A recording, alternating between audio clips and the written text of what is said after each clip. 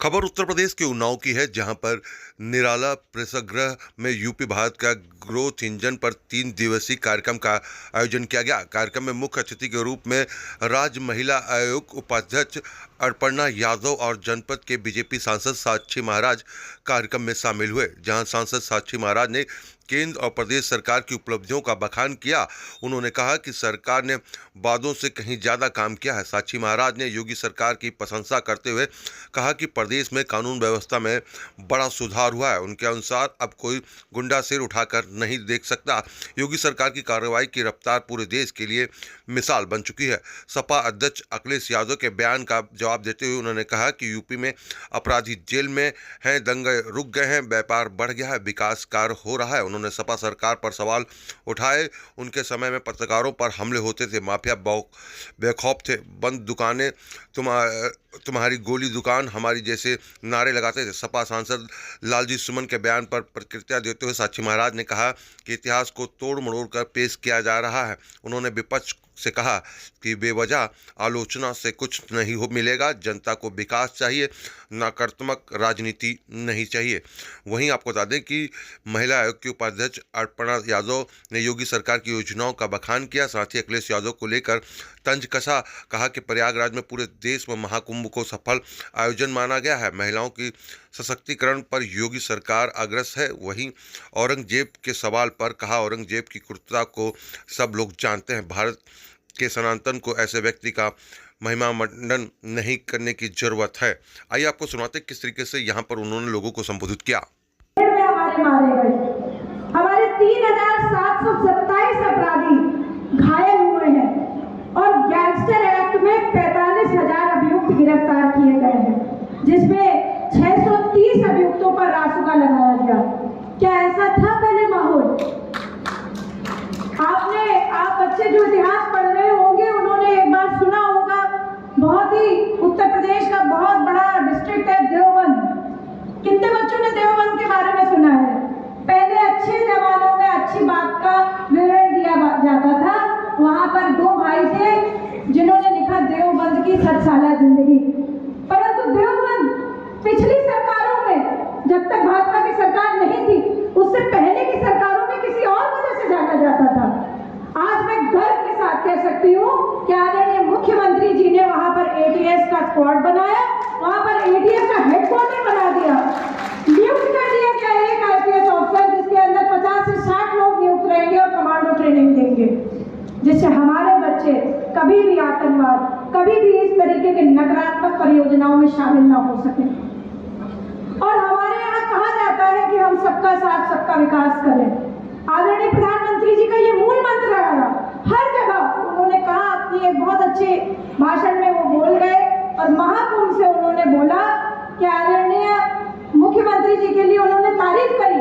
कहा मोदी जी ने कि हम अपनी राजनीति को पीछे छोड़ दें, हम अपने एजेंडा बेस्ड पॉलिटिक्स पे जो है उसको भी पीछे छोड़ दें। बस ये देखें कि हमारा राष्ट्र कैसे आगे चलेगा, हमारा प्रदेश कैसे आगे चलेगा।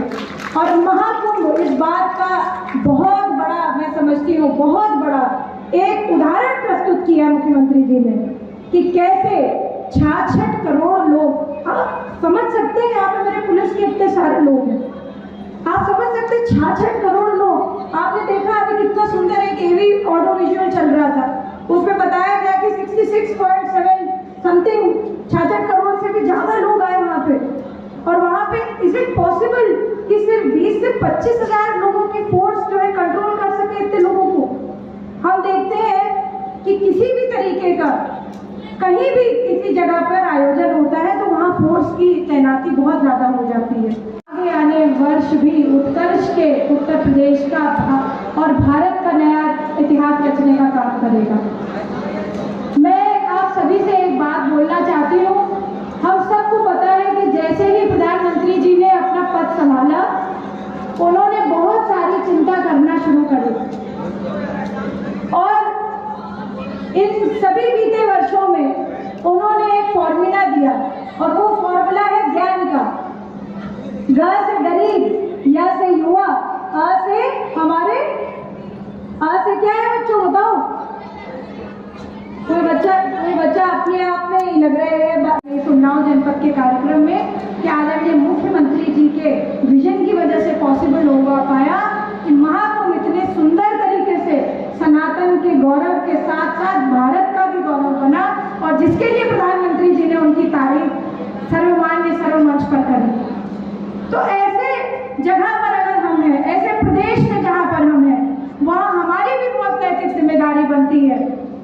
मैं तो जाती हूँ, मैं कमीशन से हूँ, महिला आयोग से हूँ, मैं जगह जगह निरीक्षण करती हूँ, मैं जगह जगह जाती हूँ, बच्चियों के लिए इतना अच्छा काम किया। अब जब मैं जिला अस्पताल में जाती हूँ और वहाँ पर कोई बेटी पैदा होती है, तो मैं तो कहूँगी आज कि हमारे यहाँ पे जो ये मानसिकता का बदलाव दिया गया है, ये परिपक्वता जिसने दी है कि लड़की हो गई तो घर में किसी बात की परेशानी नहीं है, बल्कि इसकी खुशी मनाए, तो ये संकल्प से आती है। ये मुख्यमंत्री जी का दिव्य संकल्प है कि हमारी बेटियों की रक्षा हो सके।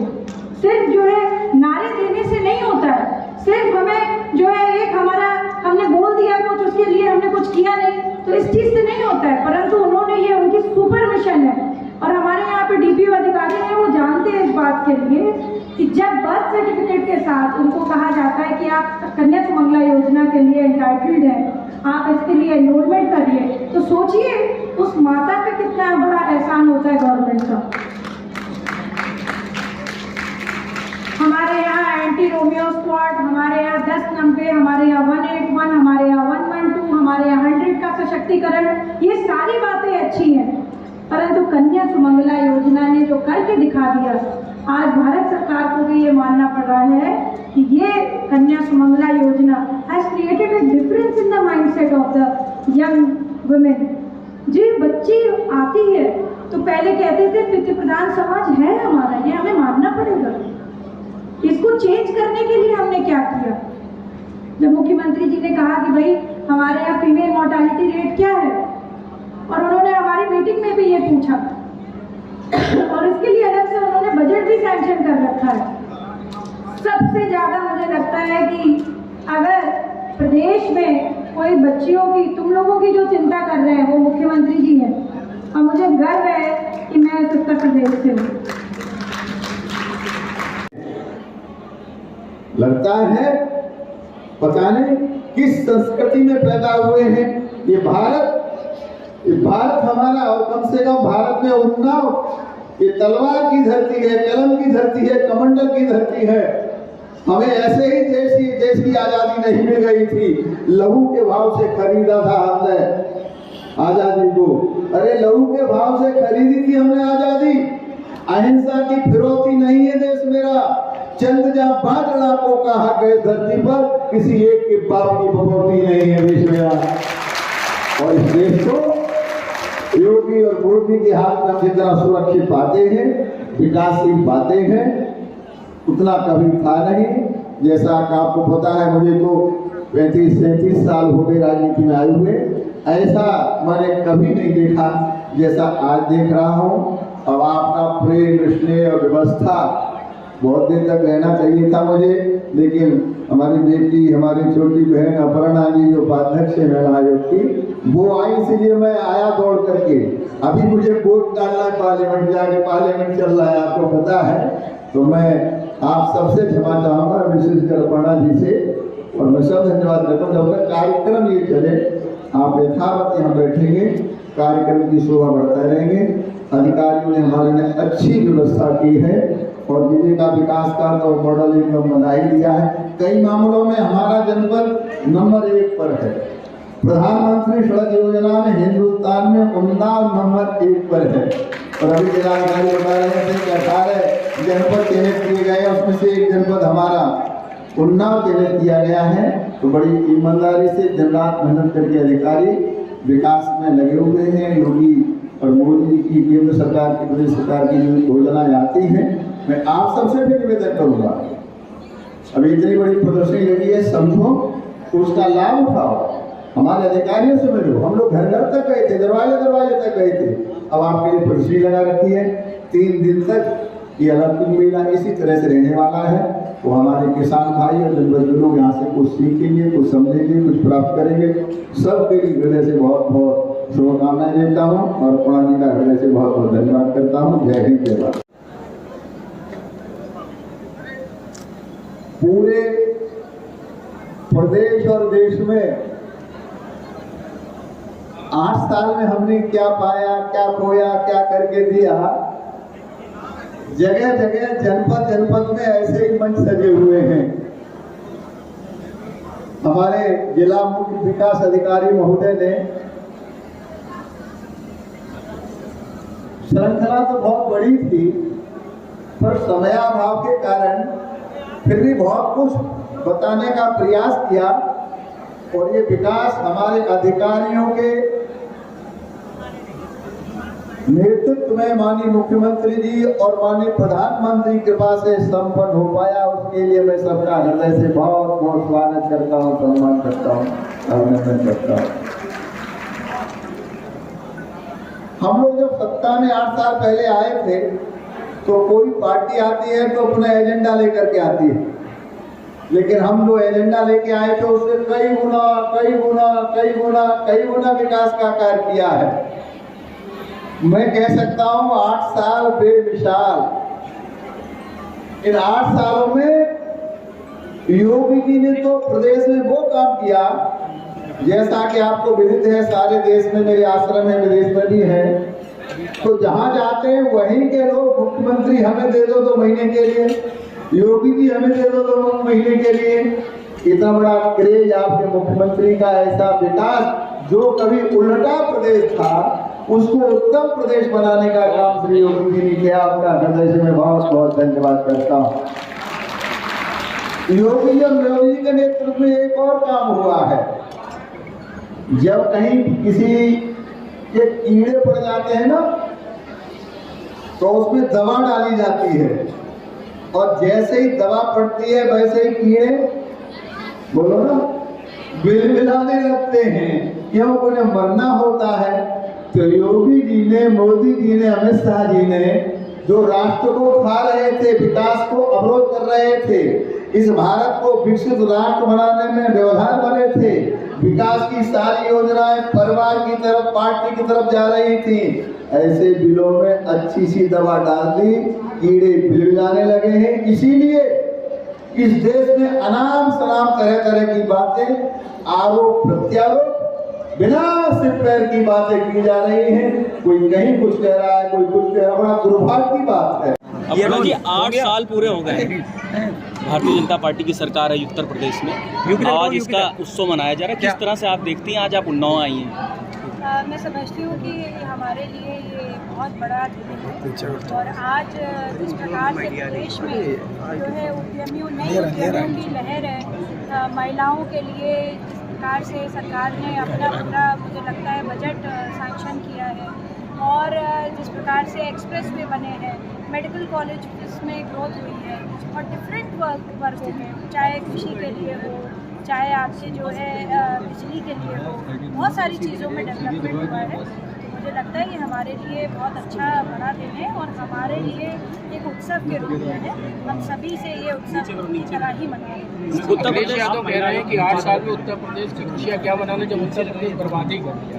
देखिए, अब ये एक उनकी अपनी सोच हो सकती है, क्योंकि जो है जिस तरह से उत्तर प्रदेश जो है अग्रसर है विकास के पथ पर, तो मुझे लग रहा है कि वो सिर्फ एक पर्सपेक्टिव से अपने उससे जुड़े हैं। जिस तरीके के जो आंकड़े हैं, देखिए आंकड़े कभी झूठ नहीं बोलते, आंकड़े हमेशा सत्य बोलते हैं और ये हम नहीं, ऐसी एजेंसीज कह रही हैं जो कि जो है पुष्टिकरण की उन एजेंसीज को आवश्यकता नहीं है। अपर्णा यादव आईडी नीचे करो। जब जो है देश विदेश में पूरे देश में महाकुंभ जैसा एक आयोजन हुआ जिसमें जो है गंगा की तारीफ हुई, उसकी निर्मलता की तारीफ हुई, सनातन के पूरे उत्सव की तारीफ हुई, यूनेस्को को उसका वर्ल्ड हेरिटेज साइट माना गया है। कहा गया मानवता का कुंभ था, दुनिया का जो है, मुझे लगता है ऐसा कोई व्यक्ति नहीं था कि जो है नहीं आया, वो खुद भी महाकुंभ में गए थे। तो मैं समझती हूँ कि जो है व्यवस्था रही है, सुशासन रहा है और उत्तर प्रदेश में एक जो माहौल था महिलाओं के मन में, जो मुझे लगता है कि डर था कि घर से कैसे निकले, रात में कैसे निकले, आज आप देखिए जो शहर की भी महिला है, गाँव की भी महिला है, उसमें बहुत चेंज आया एंड मुझे लगता है पैराडाइम शिफ्ट हुआ है माइंडसेट में।